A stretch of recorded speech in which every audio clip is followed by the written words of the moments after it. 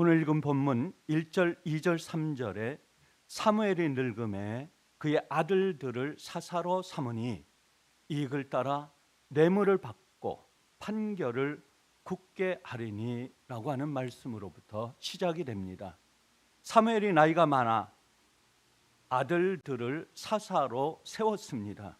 세워진 아들들이 사무엘의 뒤를 이어 이스라엘을 잘 이끌어 가야만 할 텐데 이끌어가지 못하고 사무엘의 아들들은 거짓을 행하며 뇌물을 받고 나쁜 일을 일삼은 사사로 생활을 했습니다. 사무엘의 아들들은 재판에서 뇌물을 받았습니다. 부패한 모습을 이스라엘 장로들과 백성들에게 보여주었던 것입니다. 4절 5절 말씀에 이스라엘 모든 장로가 사무엘에게 나아가 모든 나라와 같이 왕을 세워 우리를 다스리게 하소서. 이스라엘 백성들은 사무엘 아들 요엘과 아비야의 뇌물 사건으로 그들을 버리고 왕을 세워달라고 요구했던 것입니다. 하나님께서 이스라엘 백성을 통치해 오신 신정체제를 거부하고 왕이 이끄는 주변 나라들처럼 왕정체제를 요구했던 것입니다. 이 요구는 하나님께 대한 도전이요 원망이요 하나님에 대한 신뢰를 하지 못한 것입니다. 하나님을 불신한 것입니다. 하나님 보이지 아니하는 하나님을 믿을 수 없다라고 하는 이스라엘 백성들의 원성이 된 것입니다. 6절, 7절, 8절, 9절 말씀에 사무엘이 여호와께 기도하며 너를 버림이 아니요 나를 버려 자기들의 왕이 되지 못하게 함이니라. 애굽에서 인도하여 낸 날부터 오늘까지 그들을 다스릴 왕의 제도를 가르치라. 너를 버리기 위해서는 너는 이스라엘입니다. 나를 버려 자기의 왕이 되지 못하게 함이라 하는 나는 하나님입니다. 자기들은 이스라엘을 가르치고 있습니다. 사무엘은 백성들의 요구를 듣고 근심하여 하나님께 나아가 기도했습니다. 하나님은 사무엘에게 이스라엘 백성들이 사무엘에 대한 불만이 아니라 하나님의 통치를 거부하는 백성들의 잘못된 행위라고 말했던 것입니다. 이스라엘 백성들은 하나님의 방법이 아닌 세상적인 방법으로 왕을 세워 왕이 우리를 다스리게 하여 하나님의 뜻을 거부했던 것입니다. 이 원초적인 것은 사무엘의 자녀들로부터 비롯됐습니다. 사무엘의 자녀들이 잘못했기 때문에 거짓을 행하였기 때문에 또한 사사로 칭함을 받은 이후에 이스라엘 백성들에게 뇌물을 받고 그들에게 봐주면서 그의 잘못된 행동이 그릇된 모습들이 이스라엘 백성들에게 비춰져서 마치 하나님이 우리에게 없는 것처럼 보였습니다. 하나님이 통치하지 않는 것처럼 보였습니다. 이스라엘 백성들을 하나님께서 다스리지 않으신 것처럼 보이지 아니하는 하나님을 믿을 수 없다. 오히려 차라리 주변에 있는 왕들을 주변 국가들의 왕처럼 우리에게 왕을 세워달라고 그들은 요구했던 것입니다. 11절, 12절, 13절, 14절, 15절, 16절에 하나님의 뜻을 거부한 결과는 노예처럼 이스라엘 백성들이 살아가고 있다는 것을 말씀해 주고 있습니다. 10절에 사무엘이 여호와의 말씀을 말하며 11절에 왕의 제도는 이러하니라.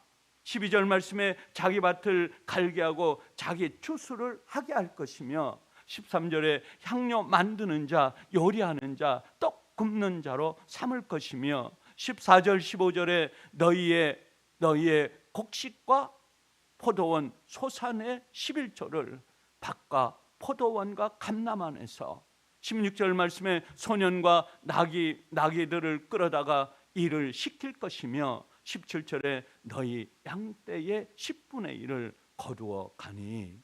사무엘이 백성들에게 왕의 제도에 대한 것을 말하며 세상적인 방법을 선택할 때 백성들이 감당해야 할 결과에 대해 묵묵히 말씀을 하고 있는 것입니다. 사무엘은 하나님의 말씀을 따라 왕정 체제가 가져올 위험에 대해 백성들에게 낱낱이 고했습니다. 경고했습니다.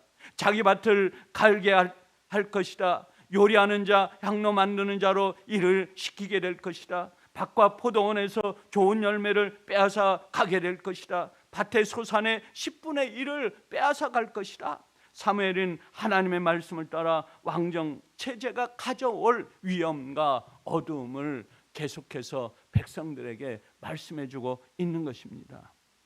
17절 후반부에 결국은 너희가 왕의 종이 될 것이라. 하나님을 믿지 아니하고 하나님을 버린 결과가 일반 주변의 국가들처럼 왕의 제도를 도입하여 왕을 너희들이 모셔서 왕을 취하게 되면 하나님으로부터 받는 그 비전과 꿈을, 하나님의 통치를 보살핌을 받지 못하며 세상 왕의 종로를 타면서 너희들은 노예가 될 것이라.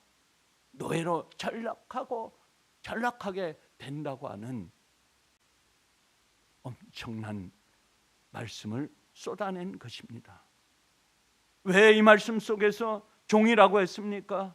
바로 애굽에서의 고된 생활했던 때를 기억하게 만들어 놓은 것입니다.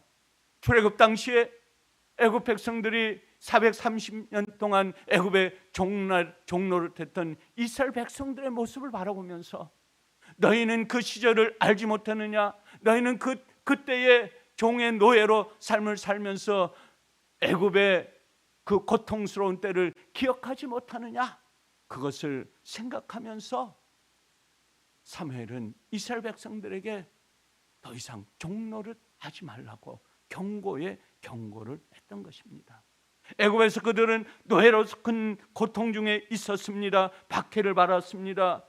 어둠 속에서 인간 이하의 취급을 받았던 것입니다. 그들이 노역 속에 신음하며 부르짖을 때 하나님은 그들의 음성을 들으셨고 하나님께서 고통 중에 있는 이스라엘 백성들을 애굽 땅에서 가나안으로 인도해 내셨던 것을 기억하라고 하는 것입니다. 18절 19절 말씀에 부르짖되 여호와께서 응답하지 아니하시리라. 백성이 사무엘의 말을 거절하였습니다.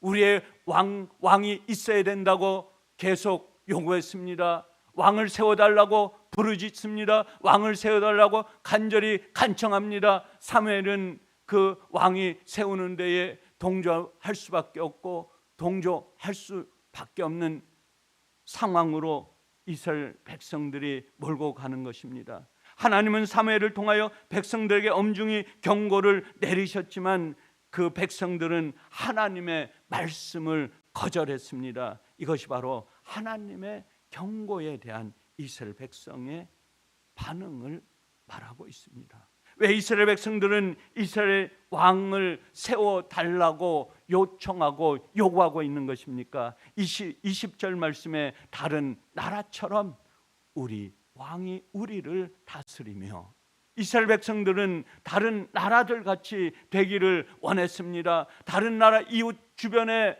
나라들을 보니까, 블레셋 나라를 보니까, 그 군대를 보니까 보기가 좋았던 것입니다. 오히려 저 왕들의 통치를 받으면서 사는 것이 편하겠다고 생각했던 것입니다. 왜냐하면 하나님은 우리 앞에 계시지 않다고 그들은 생각했습니다. 주변 나라처럼 우리를 지도할 세상의 왕을 원했습니다. 하나님의 어떤 말씀을 하셔도 들리지 않았습니다. 이스라엘 백성을 보면 현재 우리가 삶을 살아가고 있는 우리의 모습처럼 보일 수가 있습니다. 우리는 하나님과 동행한다고 말합니다. 성령께서 우리의 삶 속에 거주하시며 우리를 지배합니다. 그러나 우리의 마음 속에 우리는 세상의 지배를 받습니다. 세상 나라의 지배를 받습니다. 세상 사람들과 같이 생활합니다. 같이 먹고 마시고 즐기고 똑같은 삶을 살아가는 것이 21세기를 살아가는 오늘 저와 여러분의 모습을 발견할 수 있는 것입니다. 21절 22절에 사무엘이 여호와께 아뢰매 그들의 말을 들어 왕을 세우라 하시니, 하나님은 왕을 세워달라는 백성의 어리석은 제안을 받아들이고 만 것입니다. 하나님께서 이스라엘 백성 사무엘에게 명령합니다. 권고합니다. 왕을 세워줘라. 왕의 통치를 받게 하라. 하나님께서는 이스라엘 백성들의 요구를 더 이상 물리치지 않으시고 이 말씀 속에서 받아들인 것입니다. 하나님께서 왕을 세워달라는 말을 허락한 이유는 무엇입니까? 그 배경은 무엇입니까? 왜 이스라엘 백성들의 원성을 들어주셨던 것입니다. 어리석은 이스라엘 백성의 뜻을 받아들여 왕정 시대를 열게 하셨지만 백성들의 왕은 영원히 하나님이시다. 너희들의 왕은 결국은 하나님이시다.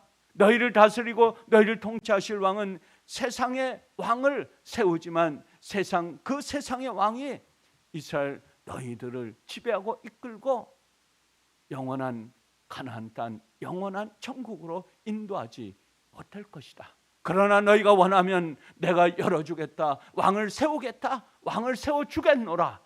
그들에게 말씀하시면서 사무엘 선지자를 통해서 왕을 세우라고 하나님께서는 말씀하고 계십니다. 하나님은 결코 우리를 향한 구원의 계획을 포기하지 않으십니다. 이스라엘 백성들을 구원하는 영광의 길로, 천국의 길로, 그 가나안 땅으로 그들은 결코 포기하지 않으십니다. 그들이 그 길로 갈지라도, 어둠 속에 갈지라도, 세상을 좋아하고 왕들을 세워 그를 다스리게 하면서 노예처럼 살아가게 할지라도 하나님께서는 이스라엘 백성들을 눈동자처럼 지키시면서 결국은 가나안 땅으로, 젖과 꿀이 흐르는 땅으로 인도하시며 천국으로 안내하는 하나님이신 것을 이스라엘 백성들은 깨닫게 되는 것입니다. 오늘 세상을 삶을 살아가는 하나님의 백성들, 저희들도 마찬가지입니다. 세상 속에서 우린 삶을 살아가지만은 우리는 하늘의 것을 취합니다. 천국을 바라봅니다. 세상의 것을 버립니다. 세상 것을 좋아하는, 탐하는 세상 사람들과 같지 않습니다. 다릅니다. 결국은 우리에게 주시는 하나님의 놀라운 생명은 영원한 세계, 영원한 천국을 향하여 있다고 하는 것입니다. 예수 그리스도께서 저와 여러분을 택하시고 어둠 속에 있던 저희들, 죽음 속에 있던 저희들을 부패한 육체를 죽이시고 영원한 생명, 영원한 하늘나라 천국으로 인도하시는 하나님의 놀라운 섭리를 예수 그리스도를 통해서 피값으로 우리를 사셔서 죽음에서 생명으로 인도해내신 주님을, 오늘도 예수사랑교회를 섬기는 하나님의 종들, 하나님의 백성들이 세상의 삶을 살아갈 때에 새벽부터 오로지 주님만을 바라보며 세상의 헛된 것을 바라보지 아니하고 주님과 동행하는 삶을 살아가면서 끝까지 이스라엘 백성들을 포기하지 아니하시고 구원으로 인도하신 하나님을 바라보면서 예수 그리스도의 사랑을 바라보면서 오늘 하루도 승리하는 세상을 살아가시는 예수사랑교회 온 성도들 되시기를 주의 이름으로 간절히 축원합니다. 감사하신 아버지 하나님,